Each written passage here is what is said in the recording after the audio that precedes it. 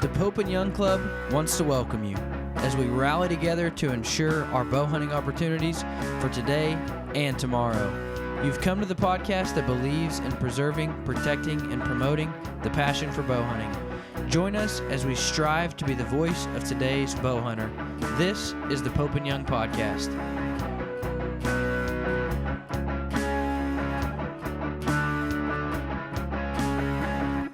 Hello, everybody. Welcome to the Pope and Young Podcast. Jason Roundsville here, joined as always by my co-host Dylan Ray.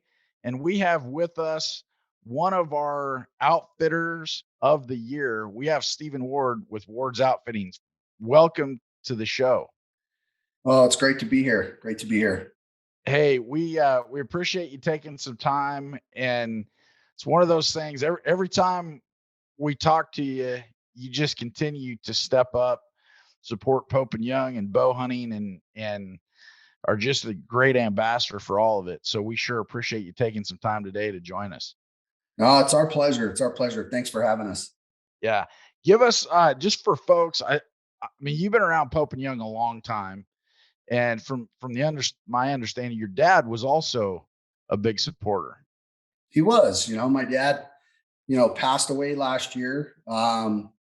Was a big supporter. He's really who introduced us, my whole family, my brothers and a lot of people in the community and throughout Arizona into bow hunting itself. And he really was a big proponent and promoter of Pope and Young. Anything that had to do with saving our sport, it's right. He was involved in. He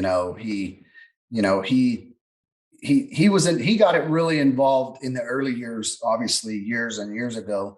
And just really, really drilled it into us. Like, look, you're going to see the future of hunting in itself is always a danger. And he really, really pushed anything you can do to help, you got to do it. So that's why we've always been, really supported Pope and Young.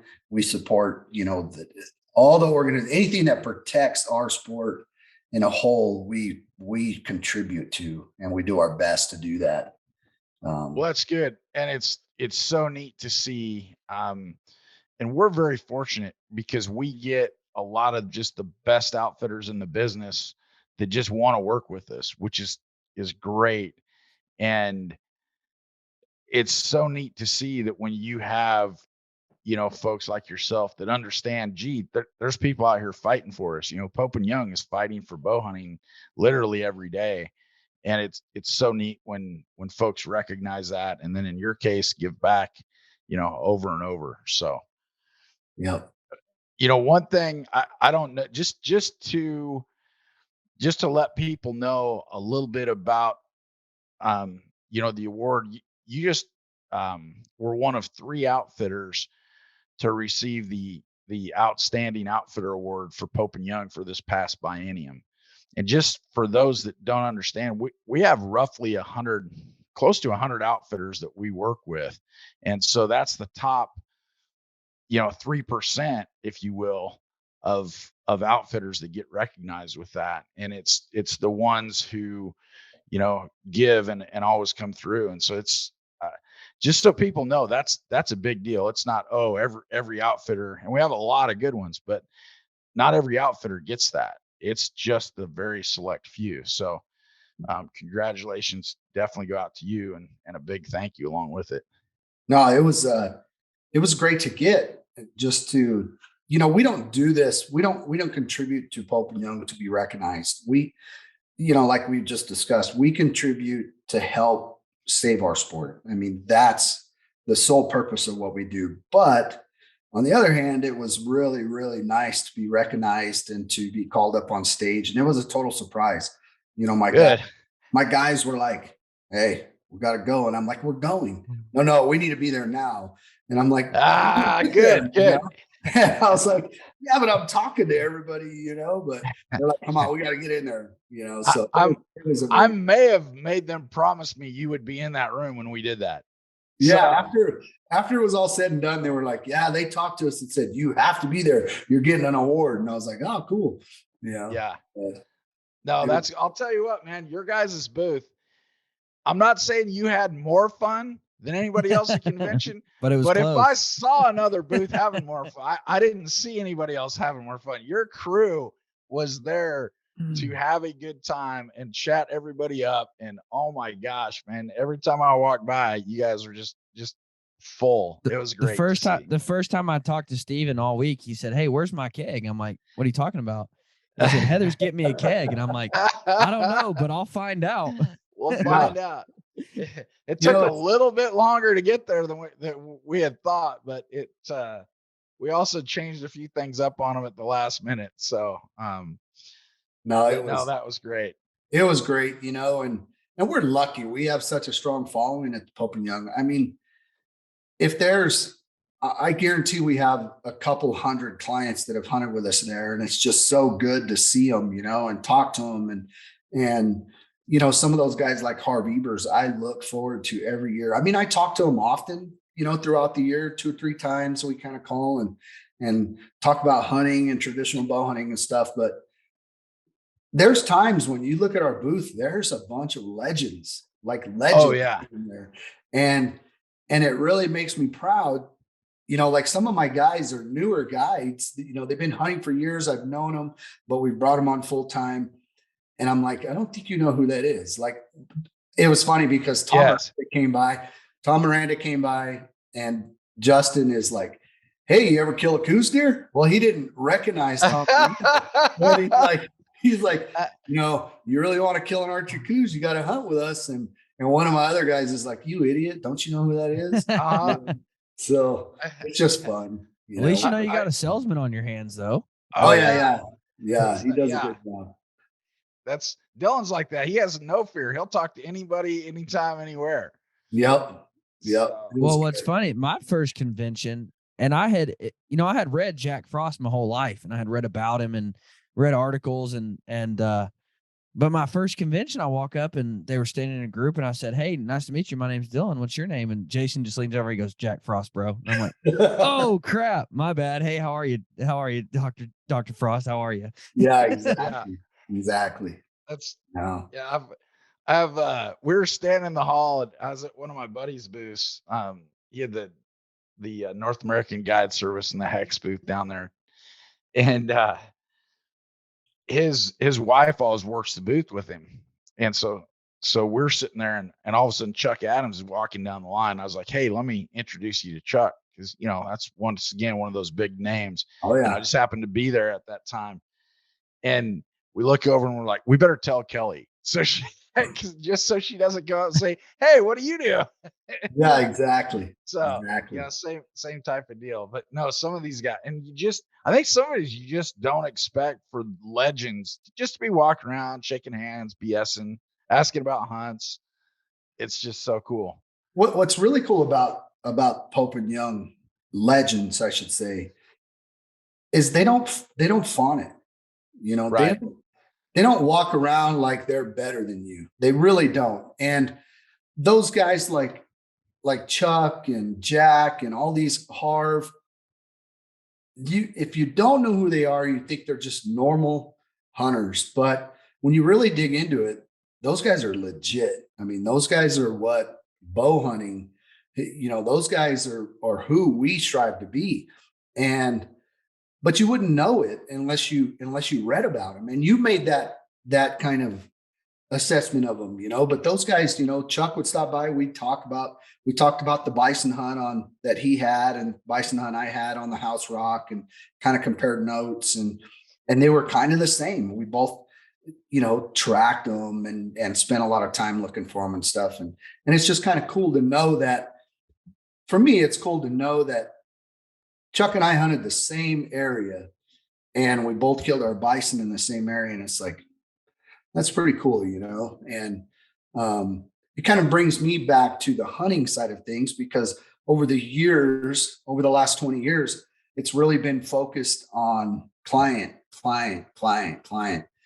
And I've been fortunate enough the last, let's say, 3 or 4 years that I've drawn some pretty premium tags in Arizona and got to actually do my own thing, Right.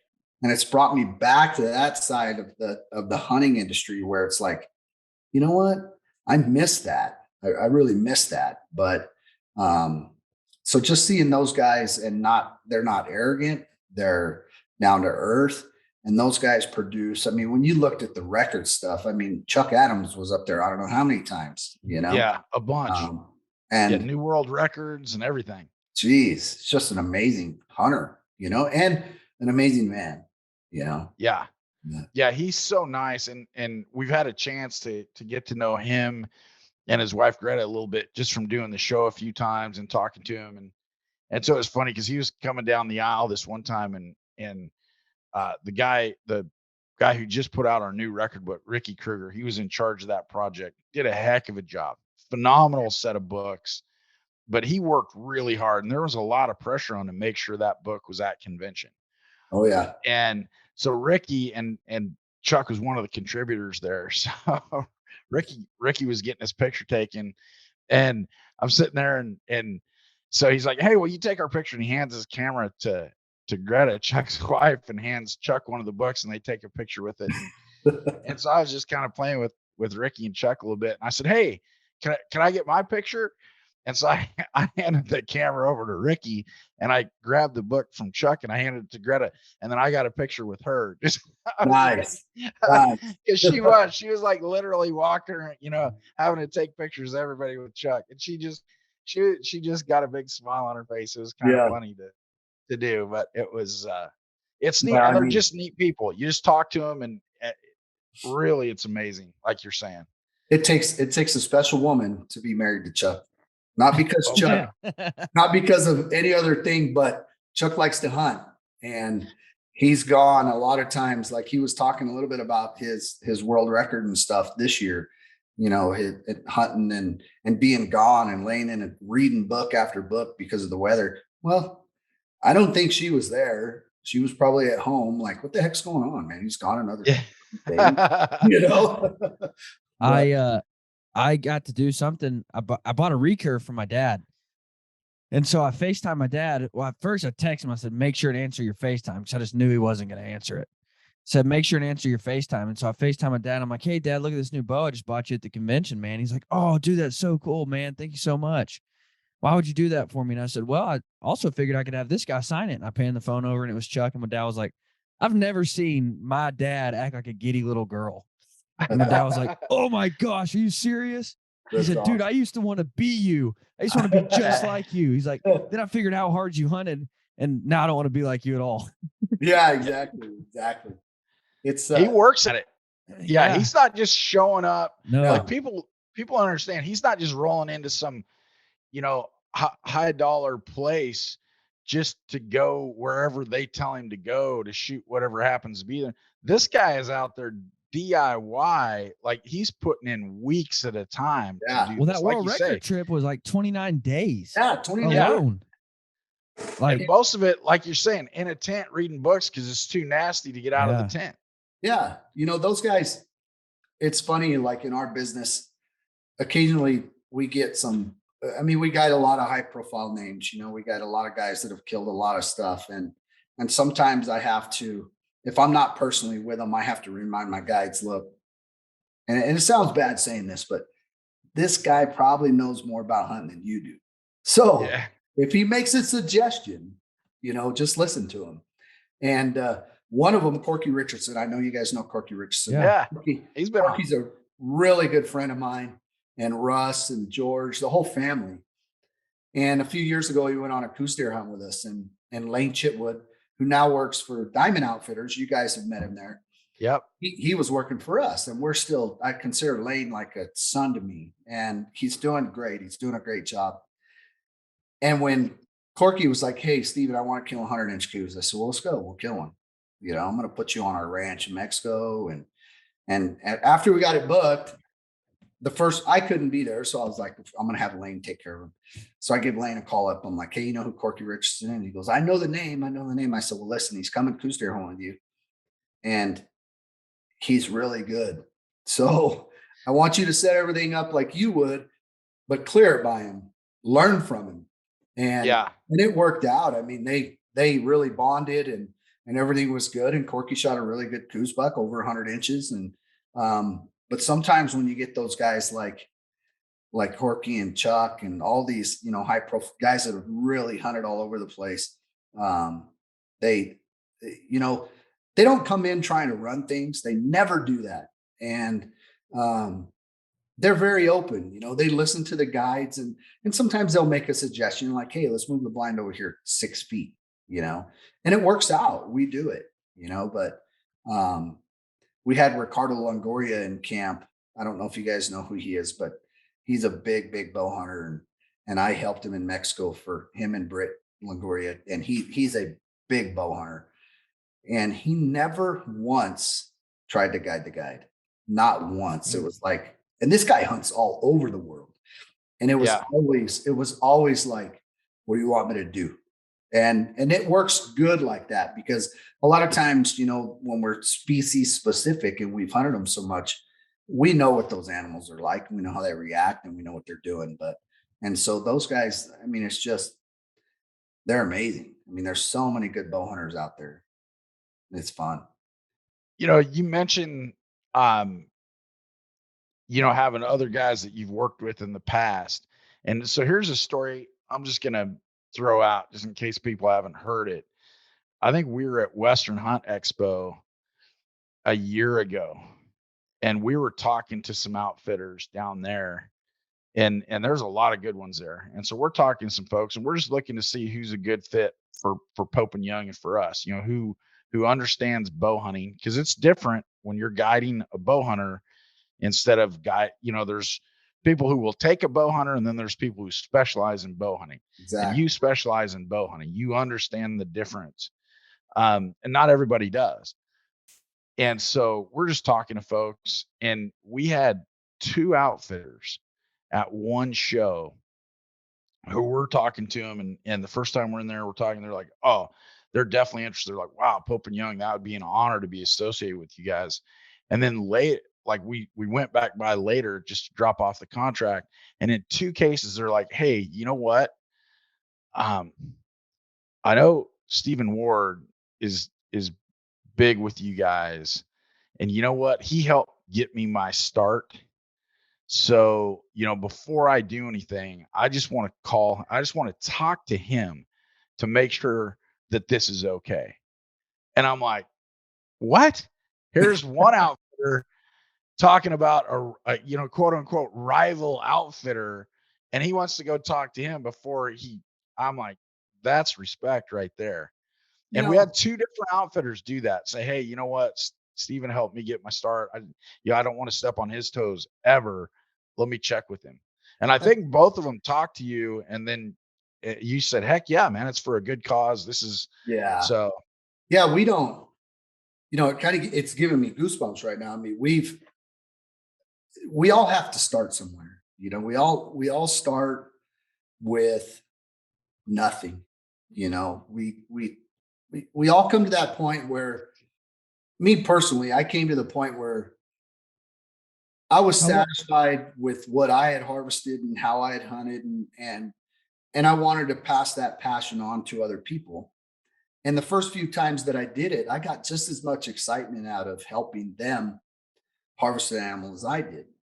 And so that's when I knew that, like, my career as a guide and outfitter would be good, because I didn't have to kill the animal. I got the feeling and the adrenaline, and especially with bow hunting, because you're right with them. I mean, you're yeah, basically telling them to step, telling them to jab, telling them when to draw, giving them a yardage, stopping the bull or grunting at a deer and telling them when to shoot.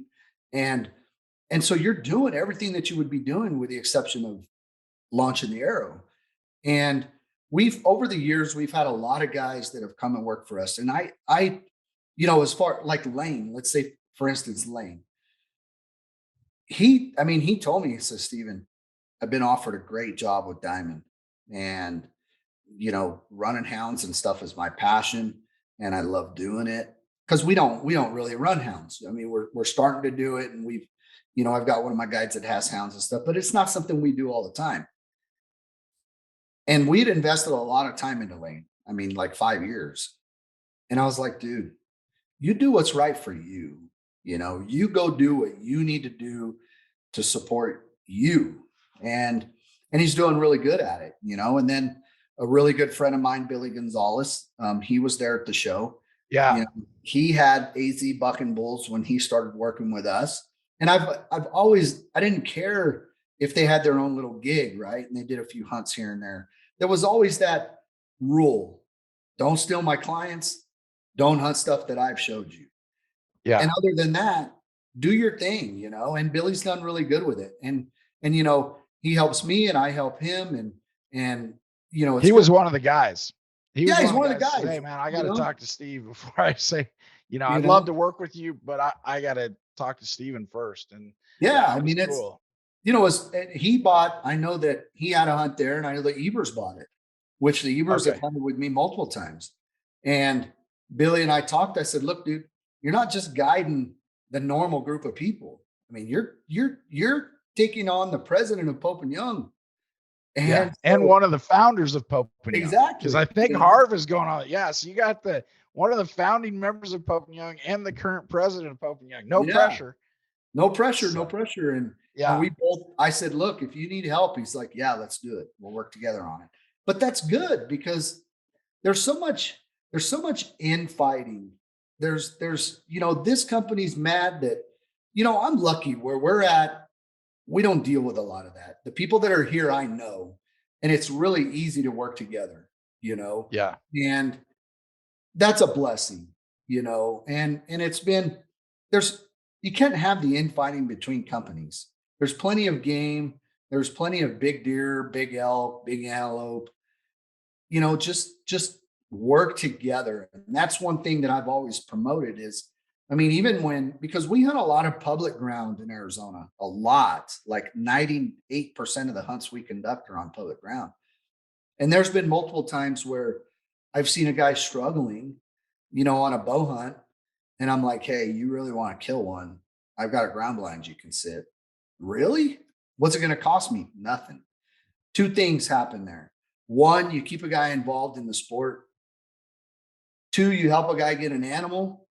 And three, guess what? Maybe somewhere down the line, he's going to draw a premium tag and he's going to want you to help him. But, everybody's got to work together. It's just part of the industry. We have to. If we're going to save it, if we're going to keep moving forward, we have to work together as a team.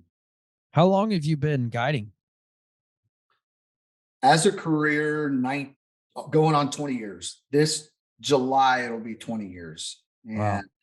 Prior to that, it's kind of a crazy story. Prior to that, and I'll tell you if you want, but I worked for the Department of Corrections, and I was a canine officer for like 5.5 years. And I remember my wife was going through nursing school, and when we got her done with nursing school, she worked a year. And I had always told her, look, when you're done with school, I'm going to pursue guiding and outfitting as a career. And so in high school, I used to take people out on weekends. I was always beat up from football games and stuff. And I'd take guys out $50 a day a person. But back then, man, I was making a killing, right? I'd go to the local restaurant and I would sit there and I'd see hunters and I'd say, hey, how's it going? And, oh man, we're not seeing nothing. What unit are you in? And then I'd say, hey, I'll take you out. And for $50, they were all over it, but for me, that was a lot of money. But anyways, going back to the correction side of it, I started booking more hunts.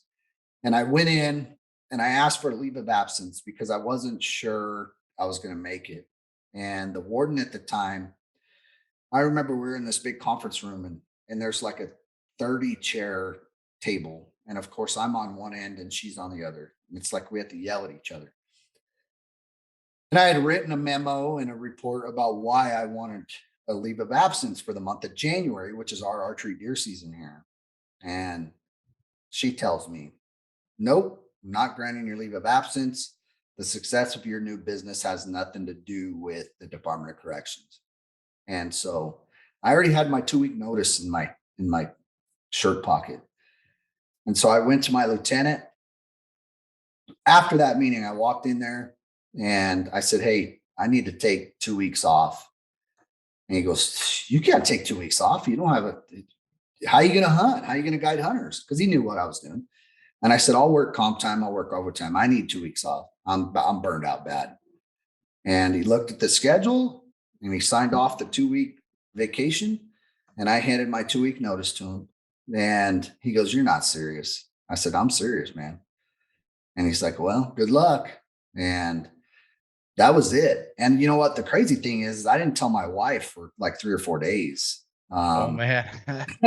I got up one morning and she's like, "Hey, why are you not at work?" And I said, "I took the day off." And she said the same thing. "You can't take time off. You don't have enough time." And I said, "No, we'll be all right." The next day, the same thing. Then the next day she goes, "What's going on?" And I said, "I quit." We had just had a new baby. He was 3 years old. Just bought a house. We just had bought a house. It was like 6 months in this house. And I told her, I said, "Look, no risk, no reward." And I've lived by that from that day on. I've lived by it. And it's bit me in the butt a few times, but most of the time it's really worked out. And I kind of teach my kids the same thing, you know. My oldest boy was going to New Mexico State University for an aerospace and mechanical engineering full ride, 100% paid scholarships. And the end of his sophomore year, right before COVID, he called me up and said, "I need to talk to you and mom." And I said, "What's up?" And he goes, "Well, I need to talk to you guys. I don't want you to be mad." Well, the first thing I thought is he had a girlfriend and made a mistake, you know. And we got on the phone. He says, I'm finishing my sophomore year, but I signed an 18 X-ray contract with the Army and I'm going into Special Forces. And that's what he's doing now. And I was a little upset at first. You know, I was like, "Dude, you've got an internship with Raytheon making like $35 an hour as a sophomore." And he's like, "Dad, no risk, no reward. And if I don't do it, I'll regret it the rest of my life." And so I kind of look at what I did and I've drilled that into my kids' heads. You know, look, you got to take risk in life.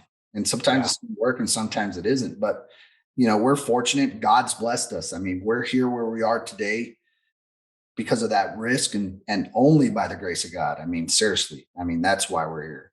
You know, so. Yeah, Dylan, we just heard the one thing he's afraid of, or he was afraid of, is telling his wife that he quit. He wasn't afraid to quit.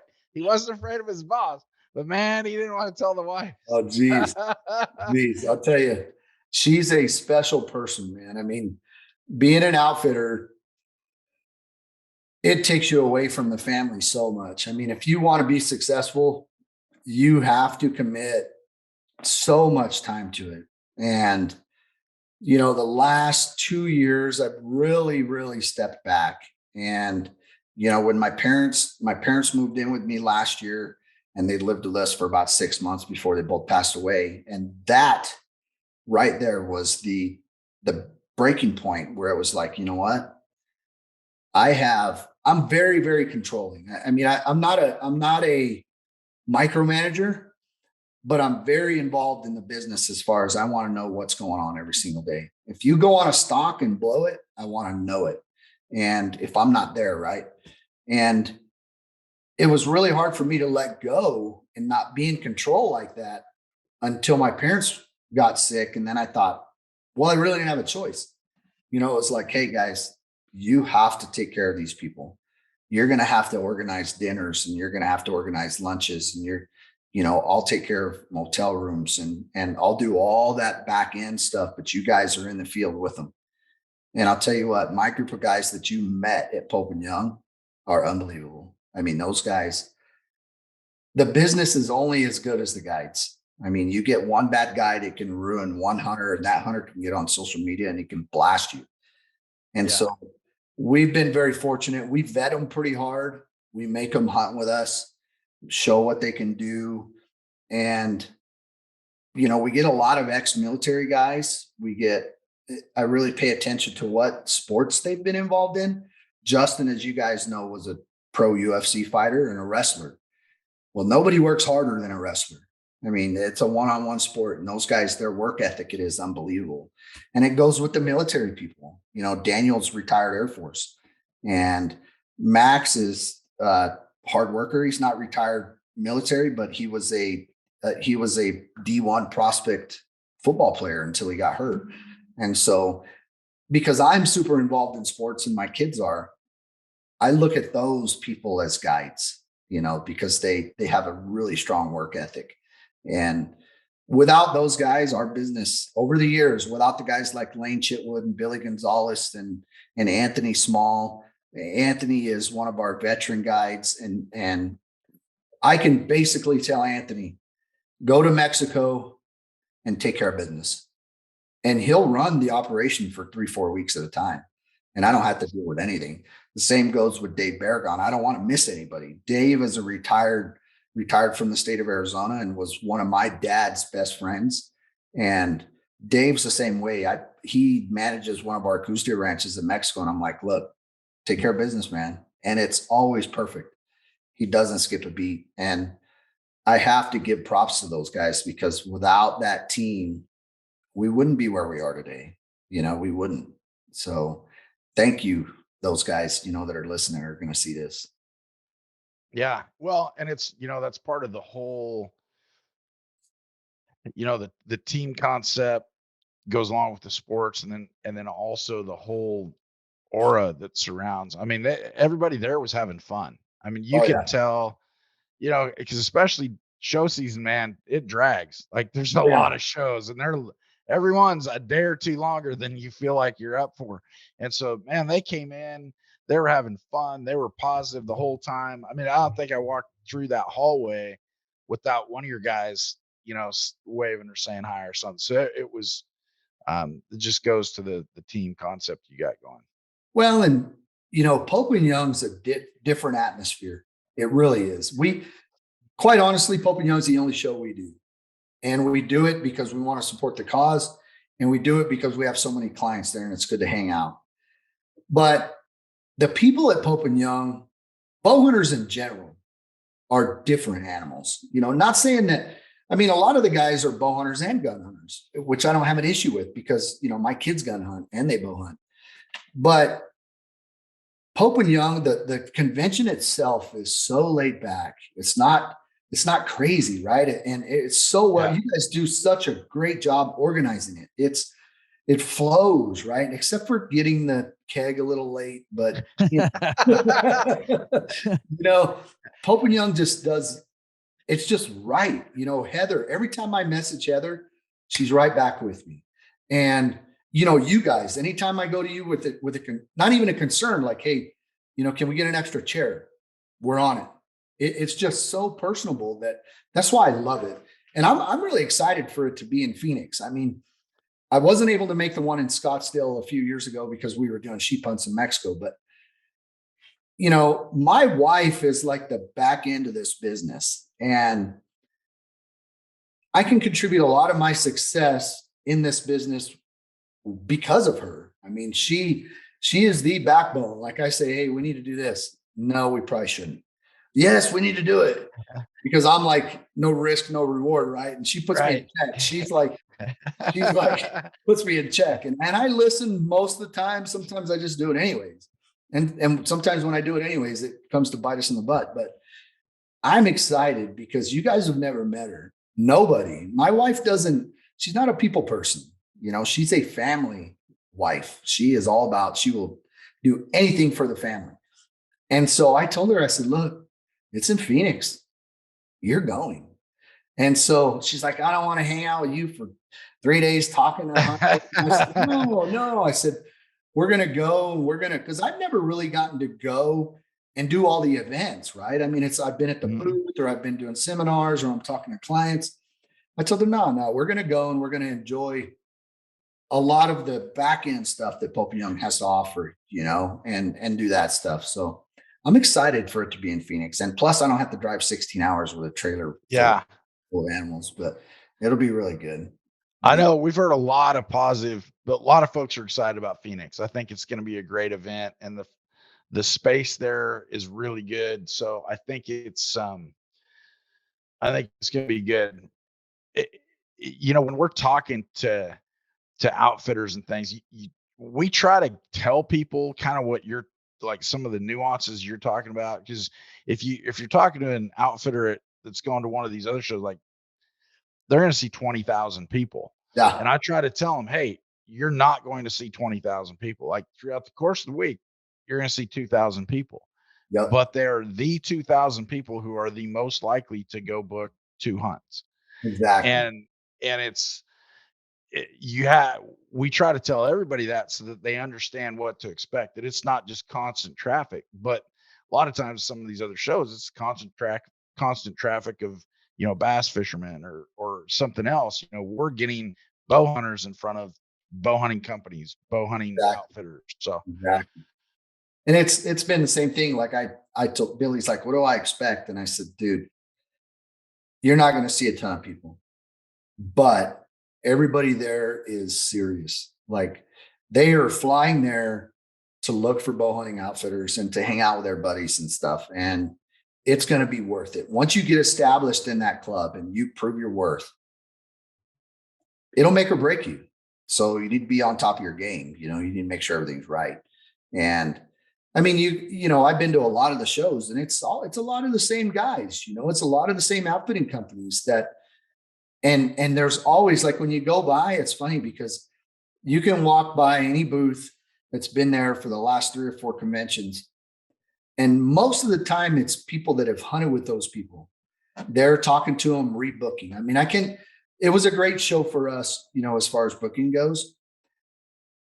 We booked a few new clients and we booked a lot of regular clients, like Harv's going to come back with us in Mexico, and Drew McCartney's going to come, and we're putting all those old school guys like on their same camp, because they'll get along well and they all have the same kind of hunting style. And that's what I love about Pope and Young is it's so personable. It's not a bunch of tire kickers.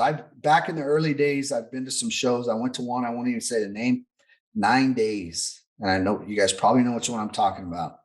It was 9 days of 5 and 6 year old kids taking thousands of brochures and putting them in their little bag. And it was miserable. I will never go back there ever. And Pope and Young's always been really good because that's what we do. We bow hunt. We specialize in bow hunting. It's the right people.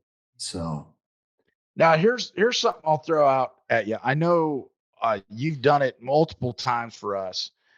And you do a whole presentation on finding the right outfitters. If you had to do the 2-minute version of that for our listeners today, what kind of stuff would you throw at them? What I really stress, there's 2 things that I stress. One, if you're looking for a really legit bow hunting outfitter, there's one company you need to call, and that's Bow Hunting Safari Consultants. I mean, Mark and Neil and Jay, Mark's since retired, but I can contribute the early years of our success to Mark Buer. I mean, he basically helped us build our company by sending us. He came and hunted with us, had a great time, hunted with me 3 times now, I think. And that's one of the things I press in there. And although Bow Hunting Safari Consultants offers other Coues deer hunts and other mule deer hunts and other elk hunts, it doesn't matter to me, because if you're hunting with Bow Hunting Safari Consultants outfitters, you're hunting with the best bow hunting outfitters there are. The second most important thing that I put out there is stop calling the successful hunters. You want to talk to 1 or 2 successful hunters, but you want to talk to 5 or 6 unsuccessful hunters. Talk to the guys that didn't kill, because the successful guy is always happy, right? Oh man, I killed a buck on the 2nd day, or they hunted hard for 5 days. The unsuccessful guys are the ones that you want to talk to, because they're going to tell you why they weren't successful. As a matter of fact, in one of our meetings or in one of my seminars, there was a client sitting in back that's hunted with me, I think 3 or 4 times for Coues deer, and he finally killed one. And I said, you're going to talk to that guy because he was unsuccessful. And he's like, well, I killed one this year. And I said, yeah, but why didn't you kill the years before? Well, I missed shots and I wounded a buck. Right. And weather one year was horrible, but I still got a shot. So those are the guys you want to talk to. Is always tell the outfitter, I want 2 or 3 successful clients, and I want twice that many of unsuccessful. And, you know, we kind of get in a bind there because we don't have a lot of clients that are unsuccessful, but we have a number of them. And so we'll send that out. I'll even get guys that call me and say, hey, do you have any references? And I'm like, yeah, I'm going to send you 3 successful and 3 unsuccessful. Well, why the unsuccessful? Just talk to them, you know, which these days it doesn't happen often. Most everybody does their research, you know, online, bowsite.com, reviews, all that stuff. But I think that the really important to get down to the nitty gritty of why somebody wasn't successful, talk to those guys and they'll tell you, well, it wasn't his fault. They worked hard, you know. Yeah. That would be the short version of that answer.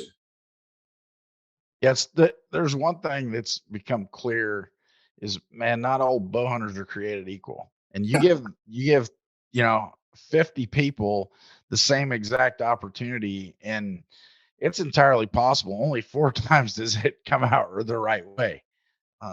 You hope for more than that, but You I do. feel like you're talking about me, Jason. I feel like you're taking shots.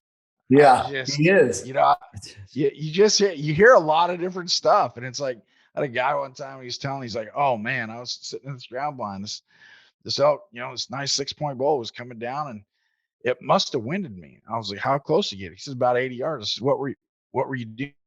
He says, well, I was moving stuff, putting it away. I'm like, dude, that elk heard you. No.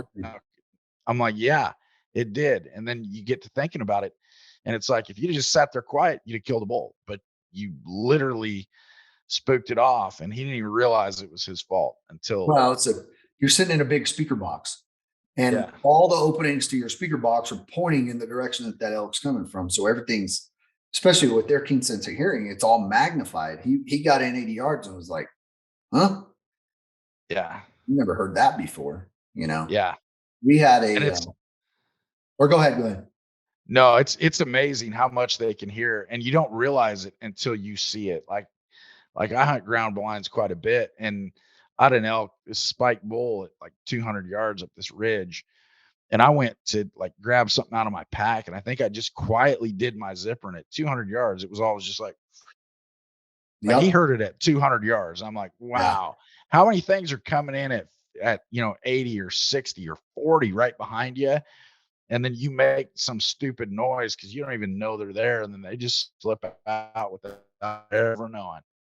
You know, it's crazy. You talk about that. Coos deer kind of, they're always on edge. Always a bird flies over them, and they think they're going to get killed, you know. And I've noticed with coos deer out of blinds, a lot of times they let you get away with the loud noises, which is super weird. And I've showed clients this before. But the very, very silent, like barely, boom, they're on you. And I think it's because lions aren't loud, right? They don't make loud noises. And they're so in tune to that super minute little disturbance that coos deer just go nuts over it. And I've had guys with their arrow fall off their rest, and they're like, but then they move their foot in the blind, and it goes, and boom, they're on you. It's kind of crazy, but I've got a crazy story for you. So this last year, and I won't use any names, obviously, there was some bow hunters coming into camp. They were supposed to be here on Friday, and they did show up Friday. But anyways, they're supposed to be in early enough to go shoot their bows. And so I call them at like 2:00. Hey, you guys, where are you at? What's your ETA? Oh, we're going to be late. We got to stop by Sportsman's in Tucson on the way in, grab a few things. All right, cool. Well, they get in at like 10:30, so it's too late to shoot. Next morning, they get up and they go hunt with Justin. And the first stalk they go on, like a mid 160s buck, mule deer buck, Justin calls him in to like 35 yards. Tells the kid when to draw, has him set up, everything. Kid misses. And he's in his 30s. And Justin's like, man, did you use the wrong pin? Were you looking through the peep? Because you missed really bad. No, man, the pin was on him. I think everything was good. I think it was good. So, of course, I get a text, and I'm like, oh, man, that sucks. So they go back, they glass up some pigs, and the dad's turn, he goes on a stalk. Same thing, get right in on him. Misses a ton. And Justin calls me and he says, the dad just missed a pig, missed it bad. And I said, well, those guys need to shoot. Make sure they shoot. Get the target out and have them shoot. So he calls me back. He goes, they don't want to shoot. And I said, well, they need to shoot. They don't want to. I said, well, tell them they have to. Just put your foot down and say, hey, we're going to shoot 20 yards. Well, come to find out, these guys have never bow hunted, the father, son, stopped at Sportsman's Warehouse on the way in and bought ready to shoot bows with releases and broadheads. Oh my gosh. Oh, no way. Yes. And they thought the bows were ready to shoot. They had never shot. And so Justin, they fessed up about it, right? They're like, look, we've never shot these bows. We bought them ready to shoot. And I told you, I said, look, just take them to the house, give them a half day, the morning shot, give them a half to 3/4 day bow lesson. And so he got them shooting out to like 30 yards. And I said, look, no shots past 30. He goes, well, they're shooting like a pie, like a pie plate group at 30. And I said, well, that's really not good enough, but it's going to have to do. So those guys, the father, son, they missed like 9 or 10 shots between the two of them that week. But we got them introduced to the sport. They loved it. They're coming back. They promised this time their bows would be sighted in and everything would be good to go. So, but it was just crazy to me that, wow. And, I ended up talking to them and they said, look, we can't draw a rifle tag. Everywhere in the country, it's getting so hard to get a rifle tag that because this was an OTC tag, we thought, heck, let's do it. At least we get to go hunt, And I think that with the amount of tags that are being reduced in the Western states because of drought and because of, I know in like Idaho and those places, they had a big kill off, from the snow and stuff. More people are going to turn to bow hunting, I think, because there's more tags available, And so I'm hoping that really drives the industry, and really kind of picks it back up. But we'll see where it goes. Yeah.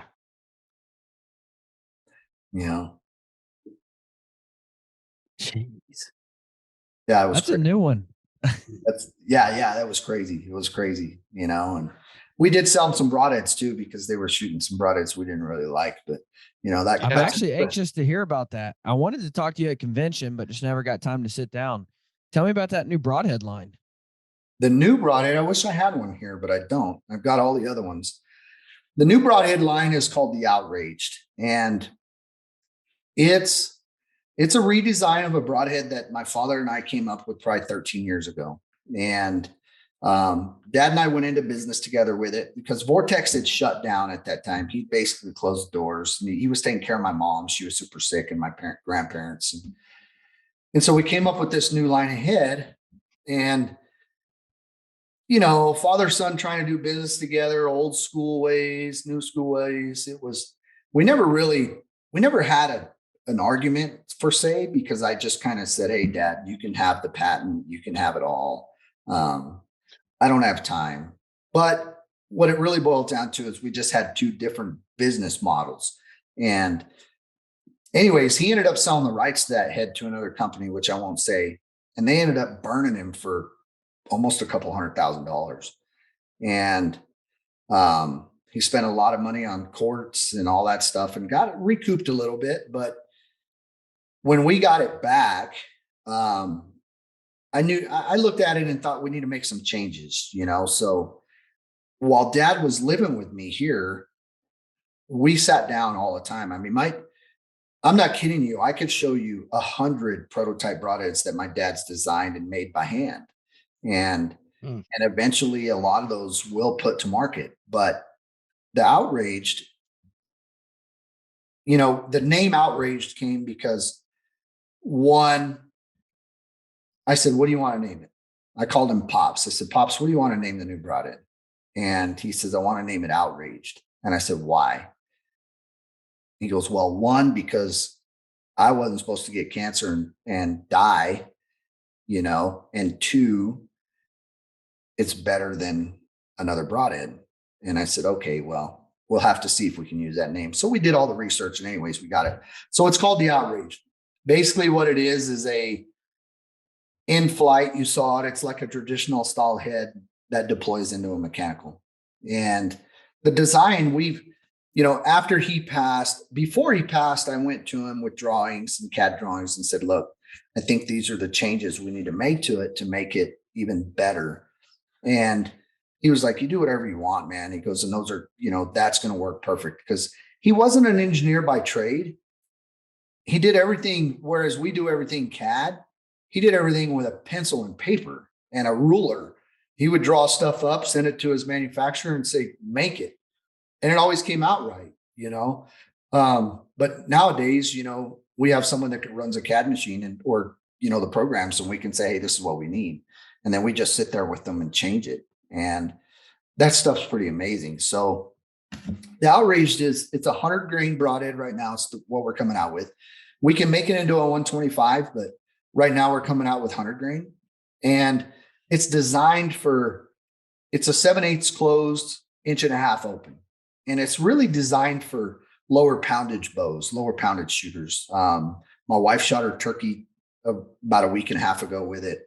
And we just killed 2 grizzly bears two bears in Russia last week. We had a Cape buffalo killed this last year with it, and then a giraffe. And then we had a water buffalo killed not too long ago. And so it's built for lower poundage, but it's also built for those big game animals, And the design of it itself, I'm not saying this because it's our design, but it's different than the other mechanicals, whereas it cuts its way in, and as it's deploying, it's acting. The blade design of it cuts its way completely on front and backside, all the way through. And so, like when you shoot a normal mechanical through 3/4 inch plywood or a shoulder blade or something, what you'll notice on those is it blows the back of the exit side of the wood or whatever material you're shooting into that's hard. It blows it out. Well, that just tells you that the design isn't exactly the way it should be. It should be cutting its way through instead of basically punching its way through. And so when we design this, when we shoot it through those hard medians, it cuts its way out. It doesn't blow wood or blow bone, or it's cutting its way through the entire time that it's traveling. And what I found with it in our testing, and we'll have some independent testing done, of course, but right now I have one, and all the rest have been all over the world killing stuff and getting tested. We have some in Alberta, Canada right now with the recurve shooter, and I won't say his name. And he's been shooting it quite a bit, and he's like Steven, and he's a big recurve. He's a well-known traditional bow hunter.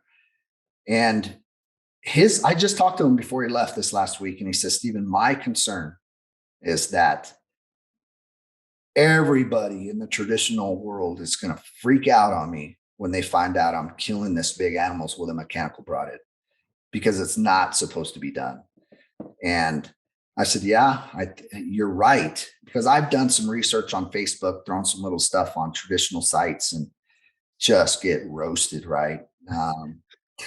I just get roasted, and I take it, but it's so efficient that there's not an 1.5 inch broadhead on the market. You can't compare a 2 inch to an 1.5 inch. Of course, there's more resistance, but there's not an 1.5 inch broadhead on the market that out penetrates it. I don't care if it's a double bevel. I don't care if it's a German Kinetics. It just doesn't. When you shoot it into those medians, hard stuff through. We went so far as to, I have a bunch of elk hide, from elk we've killed, and I buy roasts, and then I go to the packing house, which is only about 2 miles from me, and I get shoulder blades, and I test and test and test and test, and it just outperforms them. And it's just the design, the way it's designed, and it's going to be a really good head. So we're excited. We should have our production models mid-June. We're hoping to have it before a big archery shoot here, the Mormon Lake archery shoot here in Arizona, which I don't know if we will, but because we have a whole list of people that want them already. So we're excited for it. It's going to be really good. Very cool. That's nice.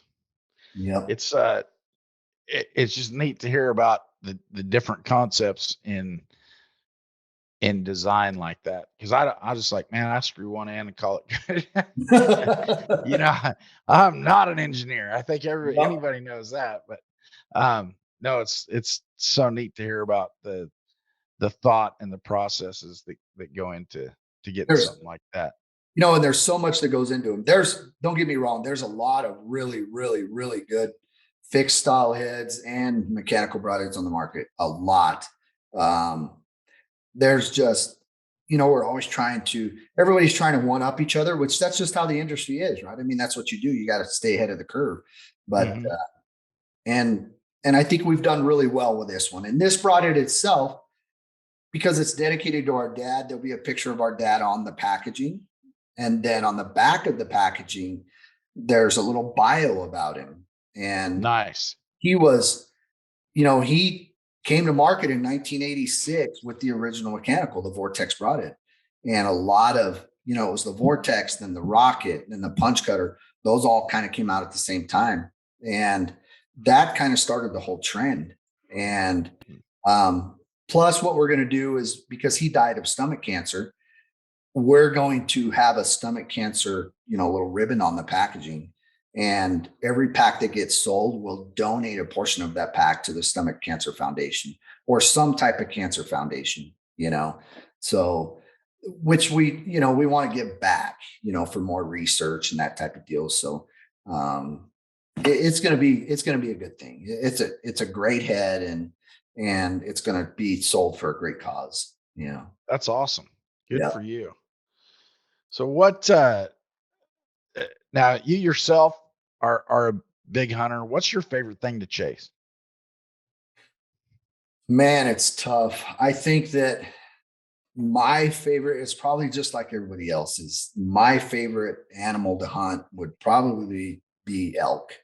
Um, we personally, as Arizona residents, don't get to do it often. I mean, we draw a tag some guys get lucky and draw every other year, but we draw tags every 9 to 13 years, depending on the year you're applying. But, we've been fortunate enough that because of what we do, we get to do it every year.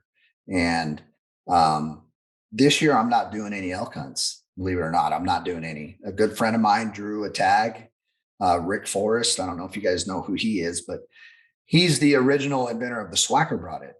And Okay. he's part owners of that company. And him and I are really good friends, and we hunt together. And he drew a tag, and he's not old, but he's not old. The guy's in super good shape. I mean, Rick is legit, but it could be the last good bull tag he gets. And so my wife, I coach high school football too. So, and I do a bunch of strength and conditioning, and I told my wife, I'm not doing any elk.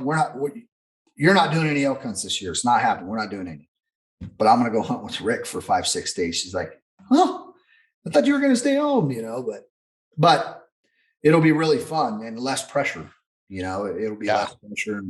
And it's just good. I think, after my parents died and stuff, it, like I said, it really changed my outlook on life. And, we don't have to do as many hunts as we do. We average anywhere from 105 to 120 hunts a year. Wow. We don't have to do that. And so we've backed off on some. And that's going to give me the opportunity to coach more football, train more athletes, and be more involved in like our community. And really more involved with my kids. Sometimes I think that they do hunt, but sometimes I feel like they resent it because over the last 18 years, it's really taken dad away, Yeah. And so now I'm really trying to focus on family first, and let my guys, let my guys in Mexico and let Crystal's guys here in Arizona and stuff, take care of the business. But, so, I mean, it works out that way. It'll work out good, but elk, obviously elk hunting is like turkey hunting. If they're bugling and screaming, it's an amazing hunt. If they're not talking, man, it's brutal, right? It's miserable. It's tough. Yeah. Yeah, it's miserable. But we're lucky that here in Arizona, there's so many elk that you hear bulls every day. I mean, you're on bulls every day, So we're spoiled. We're really spoiled. Yeah. But So, one of the things that we ask everybody on the show is when you find yourself, whether you're chasing elk on the mountain or where you're running after Coues deer down in Mexico, what is one non-traditional item that you take with you on every hunt? one non-traditional. Well, non-traditional item now. I mean, it didn't used to be, but since my dad passed, I take his handkerchief with me everywhere and on every hunt. And so if you look at a lot of our pictures, if there's a red handkerchief on it, he was That's there. your dad. That's Wow. my dad. Cool. And so that now is like in my pocket, and when my kids kill an animal, they know we're taking a picture with the red hanky. And Yeah. but I can tell you one traditional thing that I don't take with me, and you're going to kind of freak out on this, is I don't carry a knife. I don't You carry. just chew through them. If I have to hike back 5 miles to get a knife to take care of that animal, that's what I do. Or I use the hunter's knife. And it's been kind of one year I was hunting a buck and I ended up killing him and I forgot my knife. And I'm not supposed to be superstitious, but I kind of, from that point on, I just stopped carrying a knife. I'll tell you, when I was younger, I couldn't tell you how many animals I gutted with a broadhead. Just take a broadhead and gut it. And, but back in the day, before we knew better, we were throwing deer over our shoulders and just carrying them out, And I remember one time I killed an elk and I was in 5B North. I didn't have a knife and I regretted gutting that bull with a broadhead because it took freaking forever. And then I basically went, me and my wife and one of my buddies, we hiked back. They didn't have knives either because I told them don't bring them. And we had to hike back about 2.5 miles and get a knife and go back and take care of it. But that's one thing I don't carry. I don't carry a knife. I just, it's weird. I don't know. It's just like a superstitious thing with me. Yeah. I guess if I was in Alaska or somewhere where I couldn't get back to a knife, then of course I would. But when we're hunting around here or in Mexico, you won't catch me with a knife in the field. Not in my backpack. I just don't have it.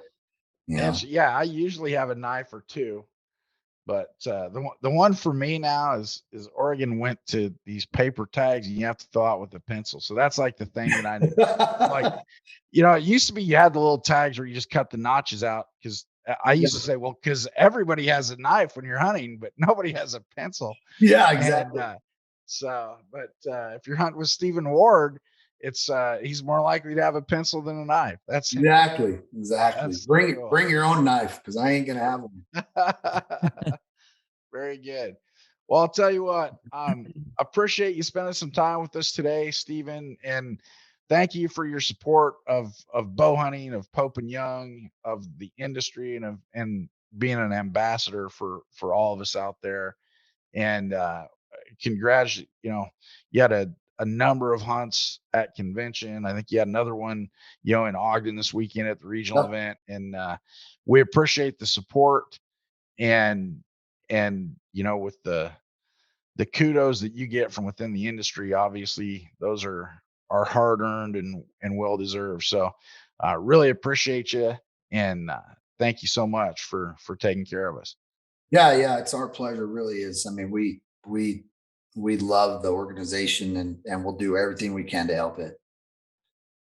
Awesome. Well, hey, we will see if not before, we will see you down in Phoenix in 25. All right, guys. Well, all right. Be safe and take care. All right. Thanks. All right. Bye-bye.